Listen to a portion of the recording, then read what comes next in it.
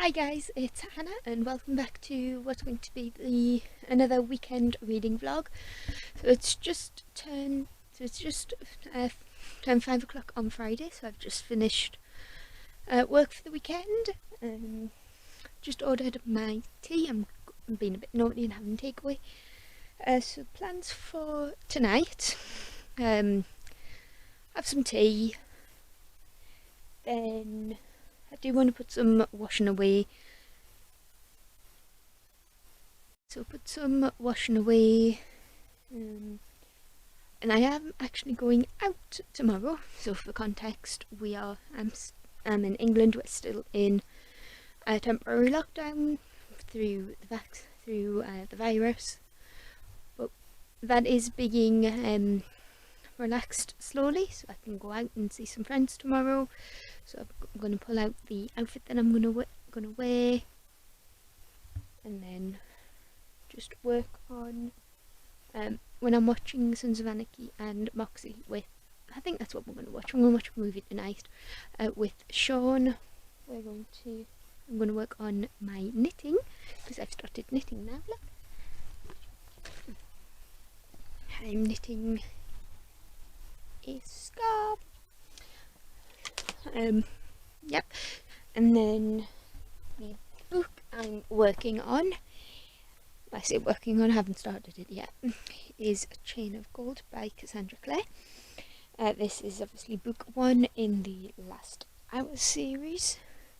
I've just got the collector's first edition from Waterstones. I've heard great things about that. I will try to keep spoilers to a minimum.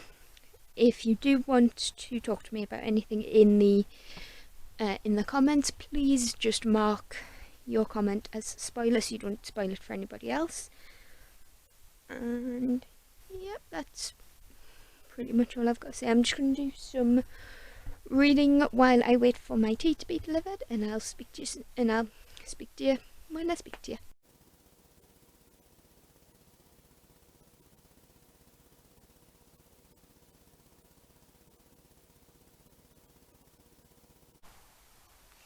Oh, I love this tripod and my little remote for film for my camera. I've started Chain of Gold by Cassandra Clare, which is book 1 in the Last Hour series, which is obviously part of her Shadowhunters world and the overall series. This is the sequel, spin-off series, I want to say, to the Infernal Devices, which was Clockwork Angel, Clockwork Prince, Clockwork Princess. Yes, I have them there. So this one follows the kids of the characters of the Infernal Devices. So we follow Tessa and Will's kids, and the Lightwood kids, whose name I forgot, and we have some Carstairs in there as well.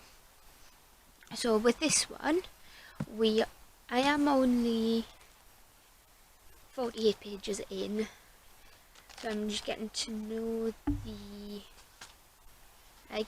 the characters. And what's interesting is that I'm on, technically I would say this is chapter 3, but it is told in alternate timelines. So we have the first one is like a little flashback from 1897, and then we have the full chapter. And yep, I'm learning the characters' names, getting to know the world again, and I'm really enjoying it. I don't know if this will be a 5-star, because it's very easy, very early on, and this is a big book, a lot can happen. And yeah, I'm just going to spend the rest of the night reading this, and obviously like I told you earlier, when it's movie time, I'm going to knit some more of my scarf.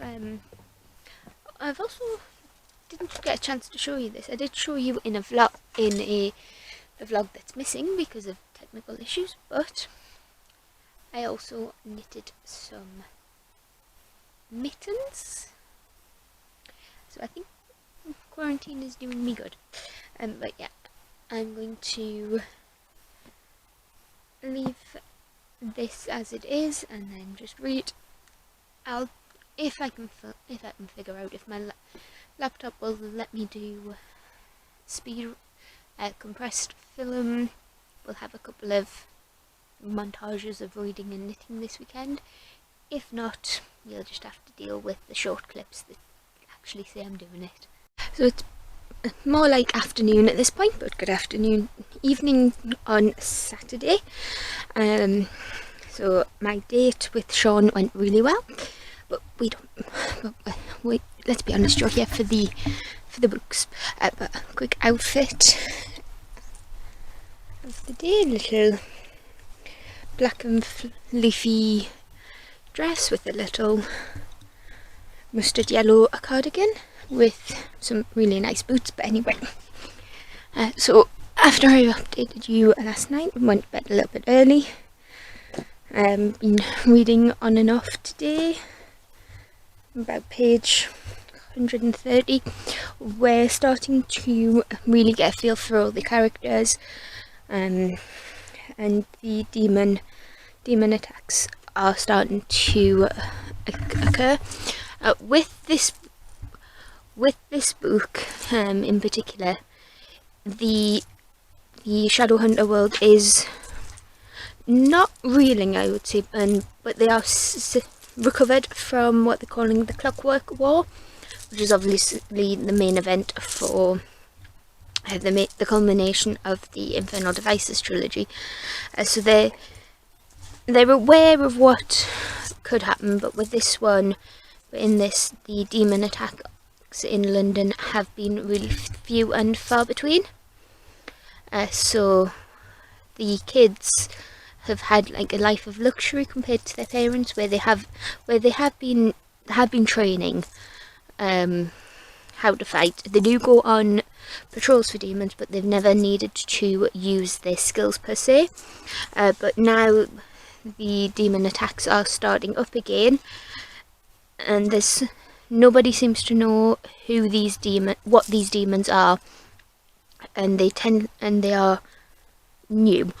But what I do like about Cassandra Clare's writing is that in a very short space of time, she can make you care so much about these characters, and she introduces them all at once, but they do have their own distinct personalities, so that you can see, so that you know who's who without needing to refer to a family tree or a list of characters. But yep, and I think Cordelia is probably my favourite at the moment, mainly because she is who we seem to get the most page time with.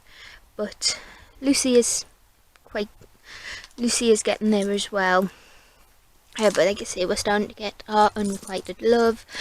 Hopefully we do get some more interesting relationships, because obviously in the Dark Artificers we had the three-person couple between Julian, the fairy, and the lass whose name I have. No, not Julian. The older Carstairs kid. I need to reread that. But yeah, so far, loving it. Love the world. Love how we can actually see how the Shadowhunters interact with the Victorian, Edwardian, whatever. Like, history is not my strong point, okay? But we can see how the underworld of the Shadowhunters interacts with the mundane world, and it is really believable. So I'm probably going to read some more and just chill on Saturday night, because what else can you do in lockdown? Although that is getting lifted that is, we are on the roadmap to get that lifted, so I'm going to have to think of a new saying. But yeah, I'll come back to you in a bit with probably tomorrow, because we know I suck at doing reading updates. But yep, I'll let you know what I think soon. So last night I went to bed at about 11. Just it's about 10 o'clock now, so I've had a bit of sleep. I've filmed my mid-March wrap-up. That's just uploading as we speak. Yep, so that's uploading. You'll probably see that before you see this vlog. Now, while that's uploading, I just got Blackish on the telly on Disney Plus, and I am knitting. I'm getting quite far on this actually. But yeah, so I'll probably just wait until that's uploaded, knit while that's uploading, and then work my way through at Chain of Gold. So I'm currently on page 250. Things are starting to heat up. We're starting to get more of a backstory for all of the kids, the characters. I'm calling them kids, but they're 19, but they feel a lot more mature. I'm starting to see some romantic entanglements being formed. My favourite one at the moment is the James, Cordelia and Grace. This love, I don't want to say love triangle, but that's what I'm feeling at the moment. So I am quite enjoying that. I'm liking Anna, she dresses very masculine, which at the time was frowned upon, and she likes girls. I'm thinking that Thomas Lightwood, I want to say, and Alistair Carstairs, was Thomas Herondale. Either way, Thomas and Alistair, I'm thinking that there's something starting between those two as well, which again, anything that was outside of the norm it's not Victorian, but it's about kind of after Victorian. History's not my strong point, but anything after that fell outside of the norm was frowned upon. So without giving you a full review so far, because obviously I'm less than halfway through and I don't want to give any unintentional spoilers, I am really enjoying it. I love how Thomas Lightwood, but I love how we have the real-time chapters mixed in with the days of past, as she calls them, which are like little interludes. But yeah, I'm just gonna let this upload, do some knitting, and then probably just read for the rest of the afternoon, and I'll speak to you soon.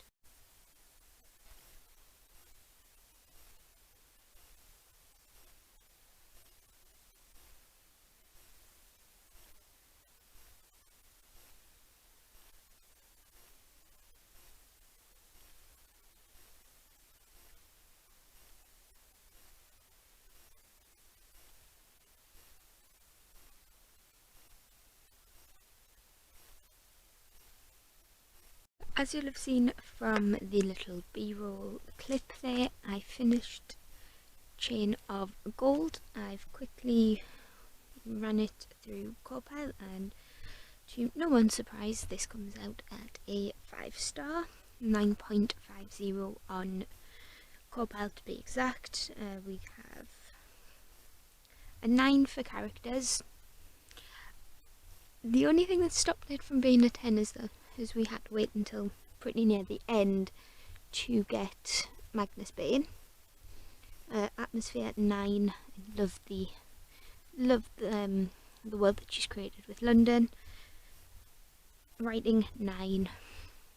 She's brilliant. I might change that to a 10 actually. I can't find fault with the writing, so we'll change that to a 10. Plot 10. She has a way of taking what could be just a plain story and upping the stakes. You feel so much for these characters.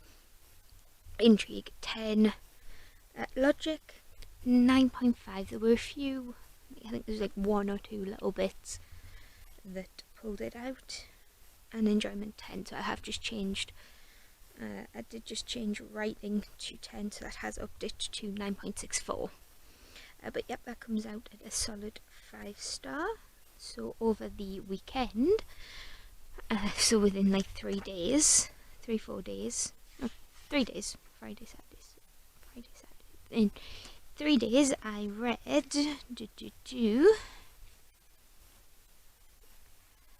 well, there is 592 pages in the book itself, and then my edition has the Fairy Tale of London short story, Will and Tessa's Wedding, and oh, that was so cute. That one just gets 5 stars on its own, but we're not counting that in Corpel because obviously I don't know the page count, and it's a short story, so I'm never sure how to rate them. So it's about 6:20 on Sunday night, so I'm just probably gonna knit for the rest of the night. I have that scarf I want to finish, but it is coming along, I would say. So I've got that I want to finish, and I don't really want to start a new book, so there are 2 left that I want to read by the end of the month, and it's about halfway through the month now. So there are 2 that I want to read, and they're both quite long, so I don't fancy starting them tonight. So we'll just start them tomorrow, and I'll see you in the next video. Emoji of the video, let's do Purple Heart, because purple's my favourite colour. And if you do want to comment, if you could comment a prompt for Game of TBR, that would be brilliant. But I'll see you in the next one. Bye!